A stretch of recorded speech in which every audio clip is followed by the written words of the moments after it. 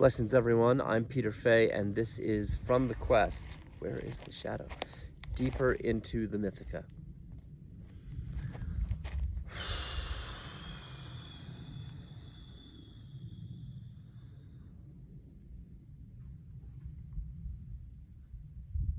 You know, as I do this video, I'm reminded that only earlier today when I'd gotten up, someone had asked me for counsel, and I had felt the energies, and I ended up telling them that you want to enter the space in a clean spell work with all of the elements of yourself arranged. And when I came over here to do the video, which was like in many ways was actually to honor, like once again, to honor like the experience I had at the Comicon temple, right, museum temple, right, with like Emily and Danny, and the feeling of the vibration of the eminence of Doctor Who, like pulsing outwards, made of the vibrations of that show in the ethers, right? And where, you know, their, you know, Danny's and Emily's, their particular emanations as like gatekeepers in the space connected to the energy of Comic-Con. And I'm having this whole experience of coming back from like travel in the, oh my God, the shadow's too much, right? So it's like from coming back from like, good enough, from coming back from the quest, and where the Comicon temple just like appeared for me on the quest the way that scenes do. And going in there was like, it was such a big magic for me, because it was, so being like a paladin of story, you know, and like having lived the mythopoetic life that I've lived, the whole aspect of when we talk about like the singularity of focus that produces like an effect, right? And the allowance within that that produces an effect, where we're in a beingness of a thing. My beingness was and has always been absolutely devoted to story, to living my myth, to living in the real magical world, to being in that dimension of consciousness, you know, at like, you know, the latitude and the attitude, you know, of my longitude,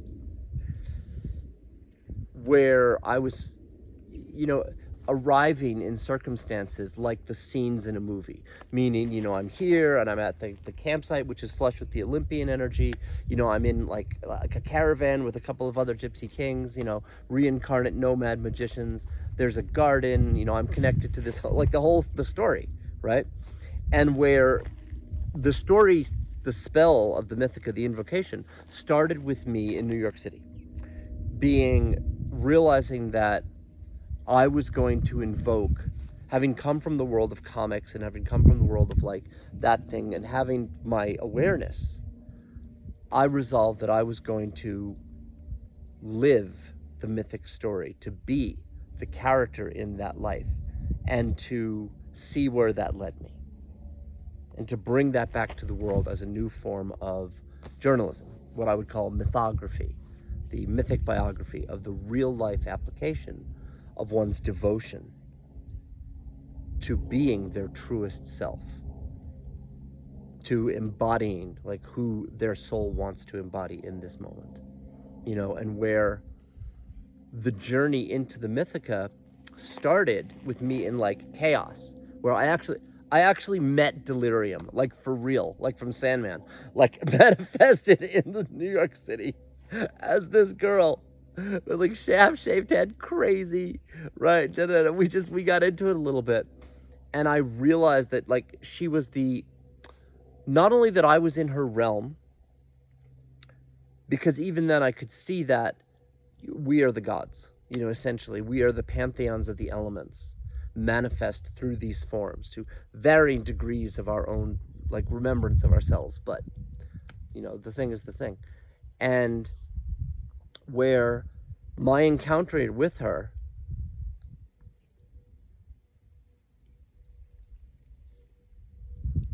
was the realization that not only was I in her realm, but this entire age, the Kali Yuga, was the age of delirium. where the joy and the groundedness and the delight, because remember from, the lore, delirium was once delight. And as I traveled through the realms and I encountered so many women who were embracing their somatic wisdom and who were, so many men who were really striving for discernment and right action. And I saw them as in their own valiance, valor, engaged in the relationship with delirium and the desire the delirium of the mind unchecked, and the delight of return to the body and the wisdom that is the garden. And it was a passage along the Mythica that everyone is going through. And in this, my journey has been to get back to that place of delight, to that groundedness in the body, to the facility, to the magic, and to live my myth while doing that, and to bring that back to the world in like an authentic way, as a full-on spell work, like as a new form of journalism, and which was defined by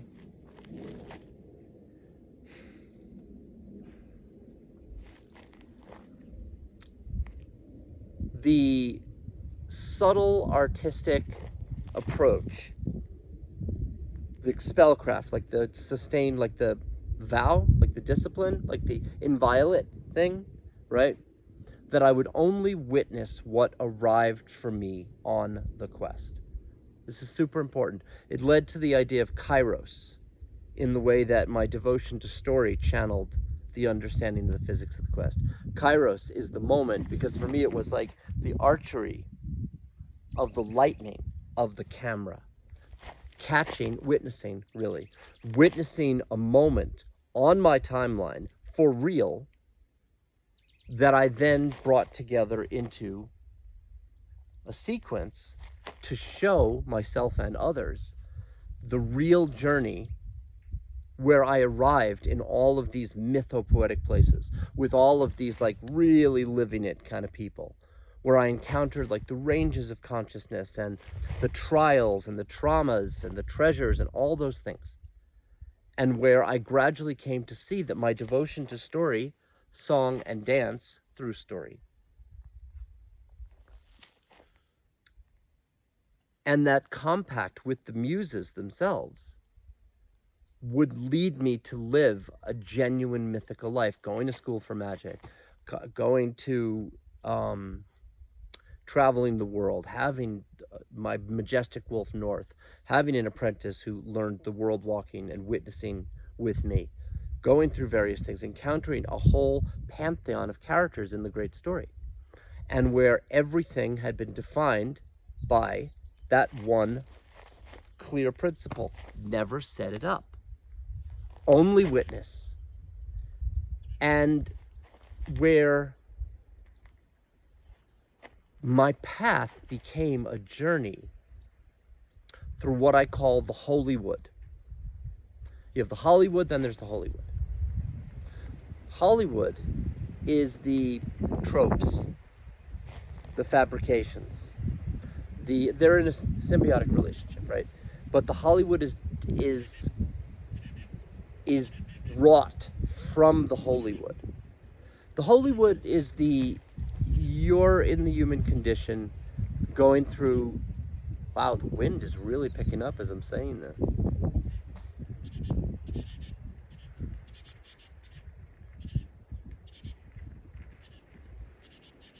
The Holywood is that.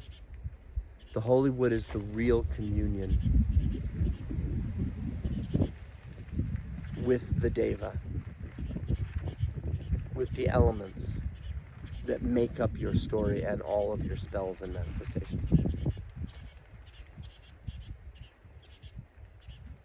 The Holywood is the real occurrence of events on your path in the real scenes in your story that are going on and are the result of your vibrational relationship with the conditions.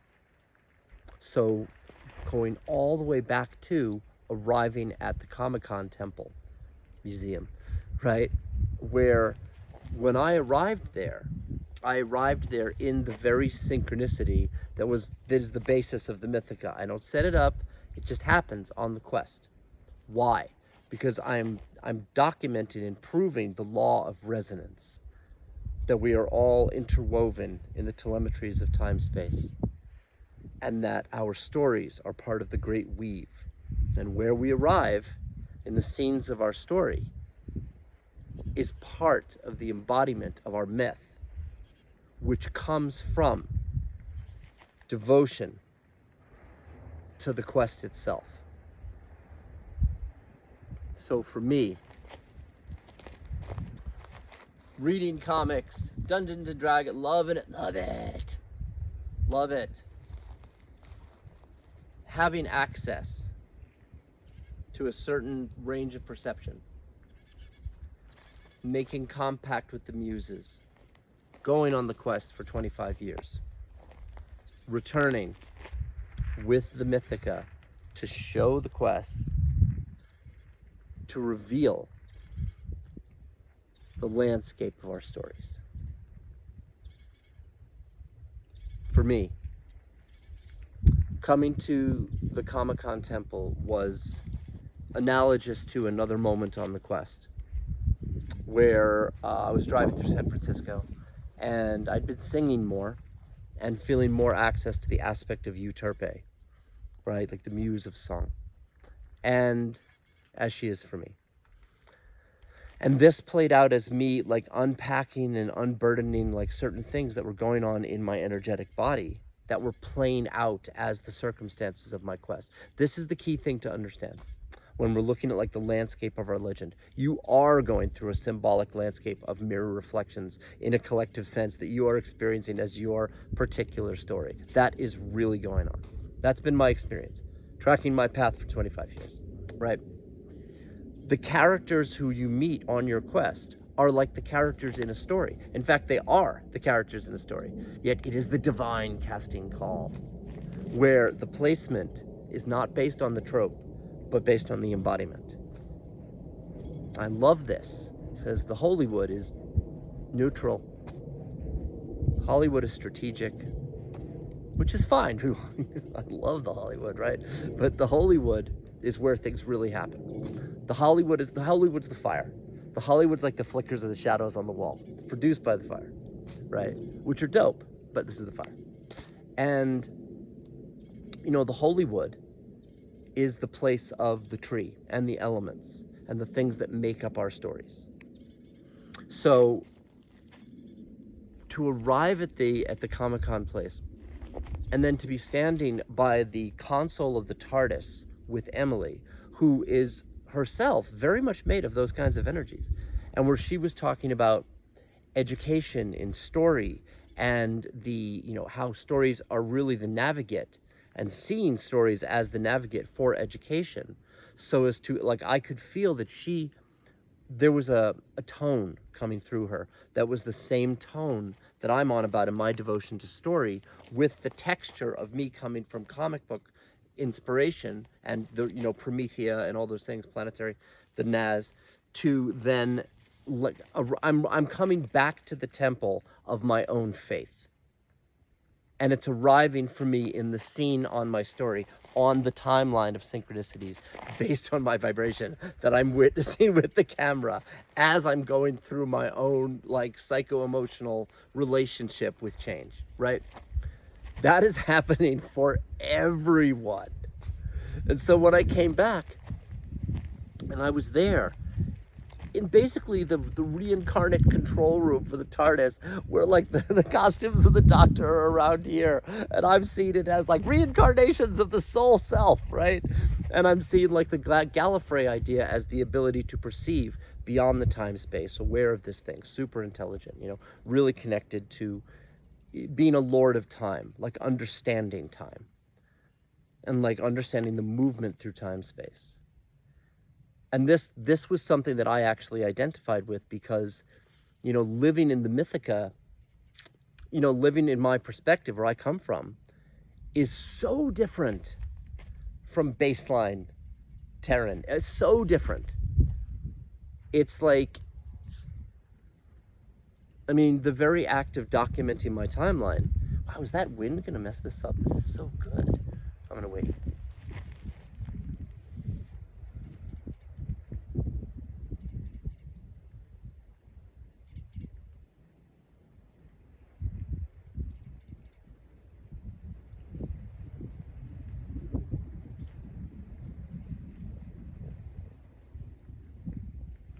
You know, there's something so real too.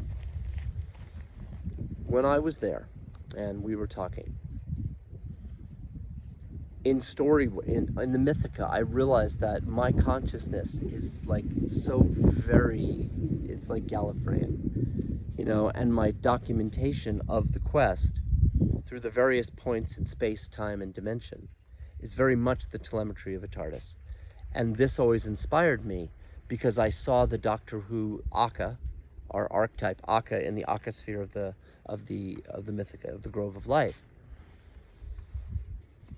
as the expression of that aspect of consciousness, that city of consciousness, that shape or inner asana of consciousness expressed to this archetype of this character that embodied these things which existed within all of us, and where the love, the appreciation of that character and that form as it sings through the people is itself, creates its own, what's the word, is it egregore, right? It creates its own like energy field that reminds people of their magic. And seen from my Akashic, like Gallifreyan style perspective, where I'm just coming to the Earth place, my whole thing is about documenting time and space because I could not understand what was going on here at all, right?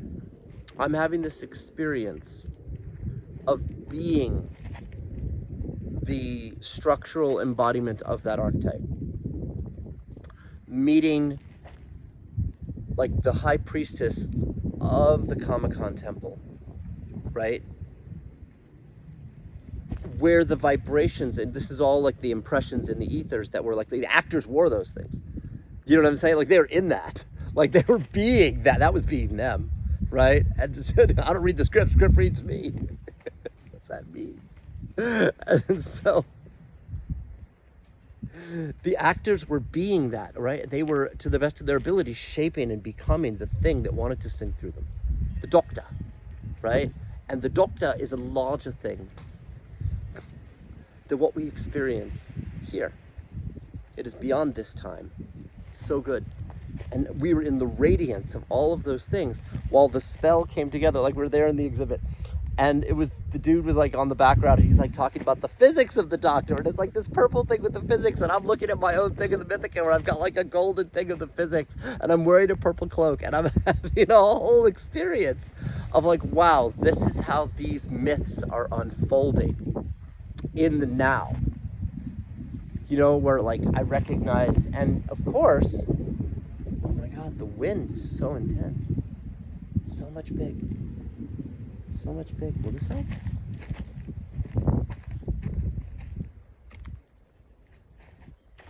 Maybe.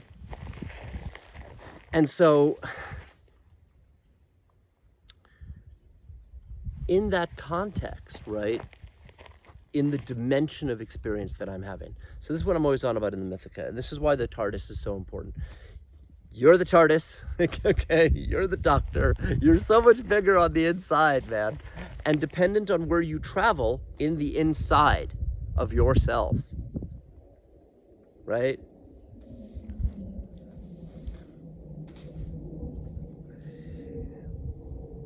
You will live in another dimension of existence. Because that's what the TARDIS does. She moves through time, space, and dimension. So when I was there with Emily and I heard the song, not only of the Doctor, right, but of like the teacher and the storyteller and the mother, and like the like that, it had an Athenian vibe to it, right? It was the song for me, because that's what I'm on about, of encountering someone who's bearing the timbre of those things inside the tabernacle of story, that is empowered by the true, like Whovian, like the solid, like relationship with the thing, that is devotional in the same sense that my devotion to story is. and where to arrive. Do you get it? That is it's the world unfolding. How did I arrive there in synchronicity? How did Emily arrive there in synchronicity? What was her story, right? What's the landscape of her story? What was the landscape of Danny's story? You know, or the two gentlemen at the desk who like sold me the ticket. Why did everyone arrive at the temple at that moment? Vibrationally. What did we serve for each other in the telemetry of objects in space that are made of certain tones and timbres, like really are made of things, and then seeing that spatially. So, you know, when I was talking to Emily, I mean, Danny was great. Danny's a true believer. Danny was just, I could feel it. I was like, yes, oh my God, you're who the gift is for. You know, like that, being a true believer. That's what it's about.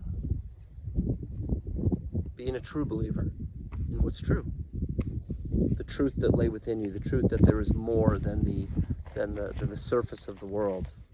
You know, the truth that there is myth and majesty in the madness as we travel from delirium back to delight across the shadowlands, where the landscapes and the geometries of our story arrive for us in the TARDIS of the heart and the mind and all that, arranging us into positions in time-space where we play these characters. When we understand that, like to give that to the people, to give them like the idea of what do you mean by a TARDIS? What do I mean by the golden compass? What do I mean by the subtle knife or a mother box, right? You know, when you're talking about these ideas, you're talking about Doctor Who, you're talking about a character who embodies this. Or say the Percy Jackson thing, which is the embodiment of, you know, a divine aspect, right? Everyone's a demigod by my regard. But that's because I live in a dimension, like my TARDIS lives in a dimension of time-space where I'm encountering that in myself. Therefore, I'm seeing it in other people. And as for, it's just like when you say subject, there's potency. The potency comes from alignment. Subjectivity is fine. Subjectivity without potency is illusion. Subjectivity with real potency is power. It's embodiment. It's gravitas. Like you're being the thing. You know, you have to earn the thing. I couldn't say these things if I hadn't earned it. Walking the Rainbow Road for fucking 25 years on it, right? Facing the challenge is my heroic burden. You know, where my boon is, yes, I get to walk the rainbow, the Bifrost, to different realms. I'm documenting the thing. My burden, I'm barely on Earth. And everything requires me landing everything into the Earth plane, processing through it, what everyone else is processing through, which is also the gift, because how do you show people, like, living your myth? Living your myth is being human and divine, being made of the elements, moving along the landscape of your personal legend. You know, when we see this, there's another layer to life. So when I was talking to Emily, I was so inspired. This is the thing. People embody qualities. Danny embodied a bunch of qualities. I saw him as a priest of like the place, right? The place herself, the museum, temple, the Comicon thing, right? With the hieroglyphs, is radiant with the vibrational impressions of all the events that have gone on there are still there. The focus point of what's going on right there is that Doctor Who thing. That's going on. It's woven of the actual substance of the show itself in a devotional space. In a place devoted to that. In a city that's made of this. It's powerful. It was a powerful, powerful, powerful thing, especially for me, because that's the nature of my magic. So when I went in like a reverent place. Like I always, even when I had no money on the quest, I would like give my tithe to like the opening show of the theater, you know, of like a superhero movie or something like that, because it's like to the goddess, you know. And then when I had no cash, in the library, give my, you know, reverence to the spirit of story herself.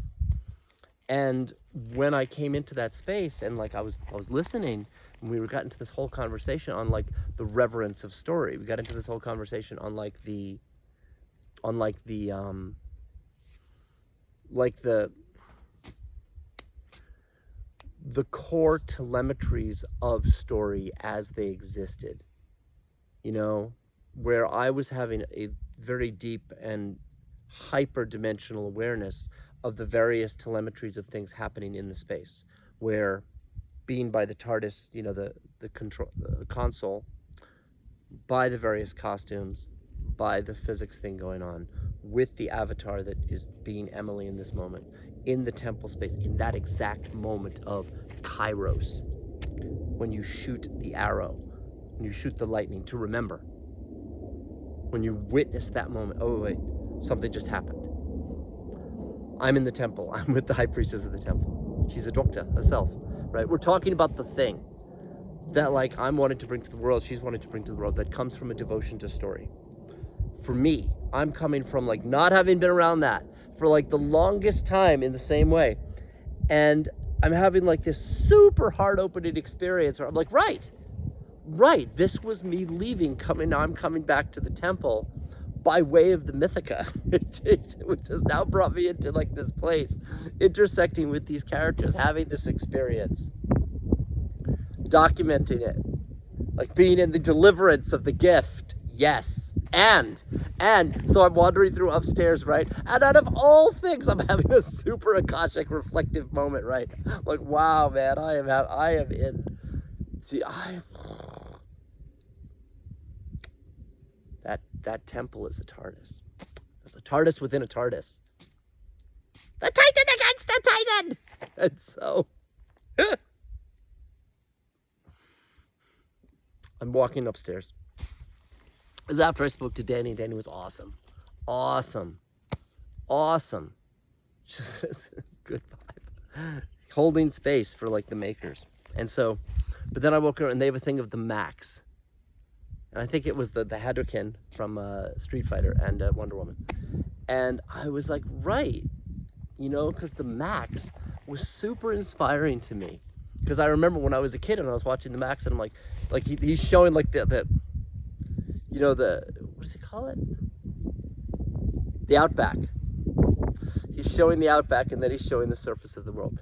And this was like hyper influential for Into the Mythica. Because what I was on about was that, you know, we're all moving through the Outback for real. But it looks like this on the surface of the world. Like everyone on their timeline, right? On their fate line, on their timeline, through the skein of stories, you know, they're living their story. This is their line of time. It is their part in the weave, you know, of the Norn skein, the weave of all the timelines. And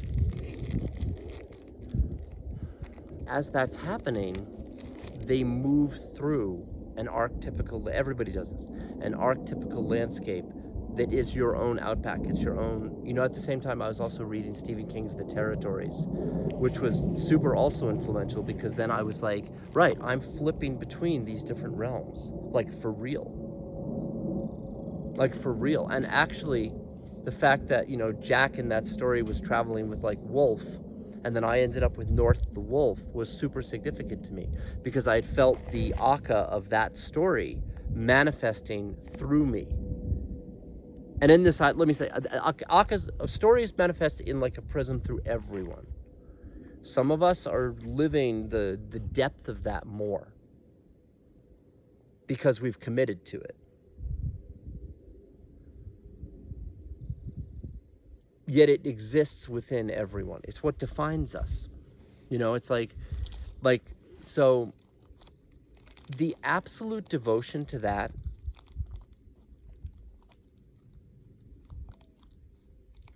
is the Mythica spell. It is her manifestation. You know, this point of one-pointed devotion, and then the absolutism of witnessing the story within the haiku of that constraint, right?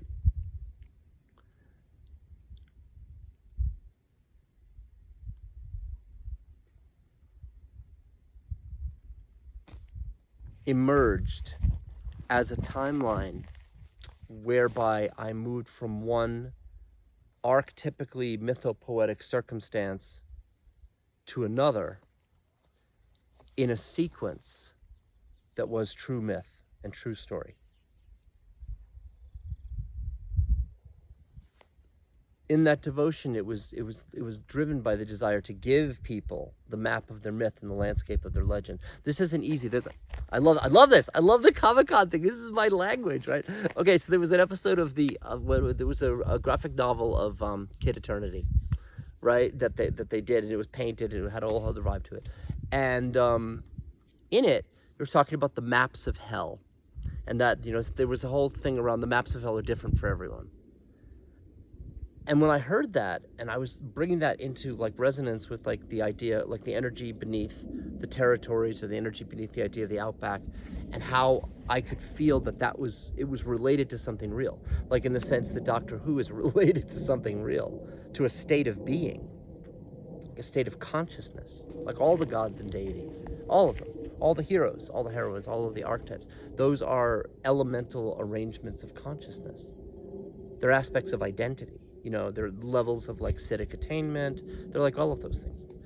And so it's like to see that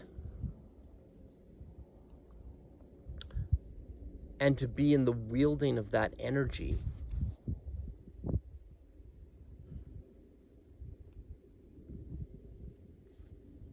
is the quest of embodiment itself. It is the investigation into one's mythos, into one's story, and the commitment and devotion required to do that, which requires like an absolute love of story.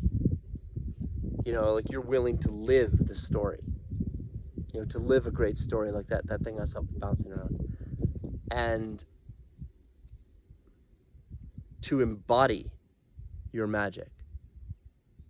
So for me, it's like, to arrive at the Comicon temple, like in that moment, and then, come in there through that threshold, aware that I am stepping into like a bath of like the very energies that have empowered me upon the quest, was like a real life magical thing, because I'm so open. Emily witnessed a couple, and she was saying, well, they were Whovies. I didn't know what that was. Whovies like a Trekkies, like super into it, right? And Emily mentioned this is a place of power for them. And when she had said that, I was like, right, like she feels it. It's her station to feel it. Her own devotion matches the devotion. She knows that it is a place of power, for it is a place of worship. Many years ago, I was like, man, listen, man, you could worship Buffy the Vampire Slayer. I knew there were like teenage girls who were saying, you have to be strong. You have to be like Buffy, right? But that had power. It was real power, like real influence, because Buffy is like a thing, This is a badass thing. And all of these stories, they have power. Like whenever I would go, and I'd give my tithe, even no matter how much money I have, man. Like if I was sick, I was like sick in and like almost no money. I was in Ubud, I was in Bali, right? And I had like gotten sick from something that I ate, and I was like, I'm gonna go to the theater and I'm gonna see Wonder Woman again, right? And I'm gonna draw strength off of the moment from the overhead shot when she's there holding the shield and the bullets are bouncing off, and I'm gonna use that to heal my fucking body. And it worked for me. Like it really helped adjust the energy. I also ran into someone who like smoked a joint with me outside, which was super, super cool and rarefied, because that's like a no-no in Bali.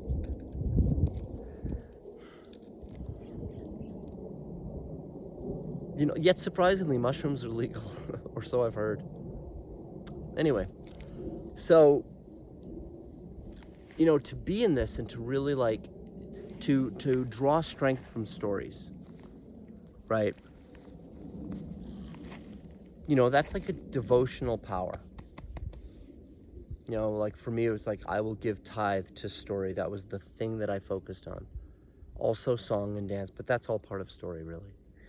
And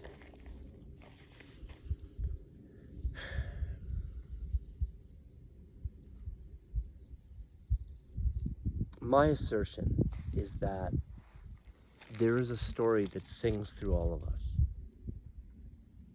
and that there is a power to aligning with that story by being devoted to that story, which is being devoted to an energy. And in that act of devotion to that energy, you gain access to the powers and talents of that energy. Like I had seen it years earlier between the Hollywood and the Holywood. It's like you're embodying a character, you're becoming that thing. The thing is coming through you, there's an embodiment that then gives access to that aspect. So when I saw in the magic that people would call upon like a deity, or they'd call upon a thing, they would be taking on that aspect by aligning with that energy.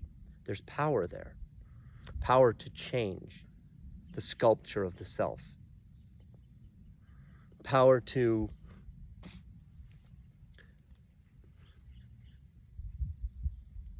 there's that great scene, I'm sure I'll say this again. I said this when I was there, when in Clash of the Titans, the first one, right? And where Zeus takes the clay sculpture from like the room of the Colosseum of it, and all these sculptures are in the room. And he just does it, and they do the animation that was like super mod at the time. And he changes the sculpture of like the human clay, and then he puts it down like, there you go, right? And I'm like, that's the aspect of divine power. It's the shaping of the golem of the self. So on the quest, for me, the channeling of different powers and the holding of them by being in the embodiment with them is what creates the experience. It's what gives you access. The music, the story, the dance, the devotion is all a way of like holding oneself, which has resulted for me in living on a string of synchronicities that were very mythopoetic, but really happened in the real world, yet revealed this underlying landscape of story. That was my journey, my ongoing journey. Space.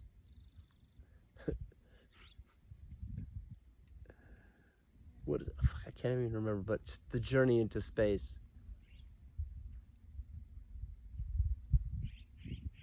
It's been my own journey from delirium back to delight, through the distortions and the imbalances and the shadows and the difficulties on the quest. And so when I returned to, when I came to the temple on the sideway highways, that's what I call like the journey through the synchronicities. You're on the sideway highways.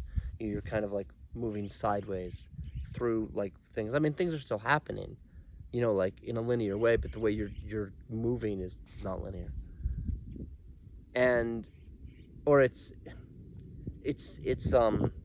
divination driven. And so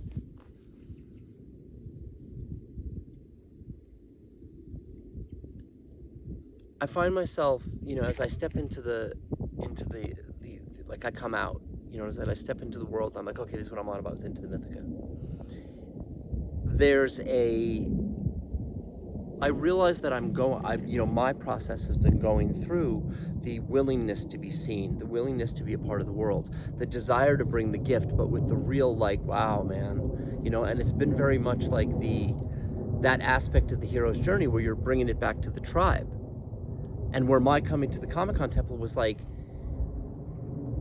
it was like a heart song for me, because I was like, yeah, these are true believers. I'm a true believer. You know what I'm saying? It's like, yeah, man, I'm the X-Man. I was such a true believer that I'm coming back to the temple after having lived the myth for years, laboring to like fucking build a TARDIS, to build a mother box to like help people understand their own journey along the coordinates of their timeline. And I'm just like, wow, man. That's happening. Like that arrived at that moment in the Holywood. And it is arriving at the same time that I'm here on location, right?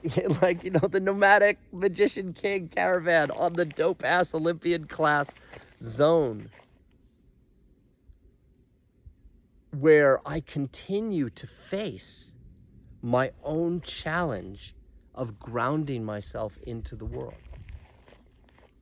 You know, where like, as the hero of my own story, I'm still facing the heroic burden, the burden that comes with the blessing. It's like the X-Men.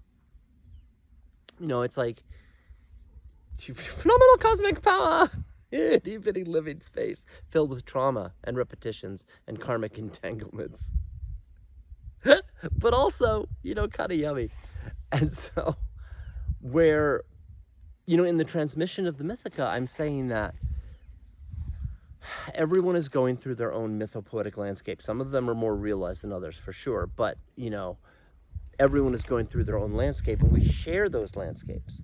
And we become the characters in those landscapes for each other at these locations, like Danny and Emily meeting me at the temple. Like, I'm like, you know, as far as I'm concerned, that's like a story moment, you know, just because of the nature of the consciousness itself, and like what we're being, like what characters we're being. So for they were like the helping me step into the world by remembering the heart song of like the language of like, yeah, man, this is what I love. This is my heart's desire. You know, like I want to go. It's the Promethea inception. And it's just wild to witness it, because when we talk about the magic, like we'll talk about like, what's your deep intention, what's your subconscious, you know, what's your soul thing, right? What's the most causal thing in your reality is basically what that whole conversation is about. And it's like, you know, what is it? You know, does everything orient around that? Does the right action orient around that? I would say that it does. I would say that it is the thing in the field that we are jockeying with to feel properly as we attempt to navigate across our own underlands of the Mythica, our own realmscape of the Mythica.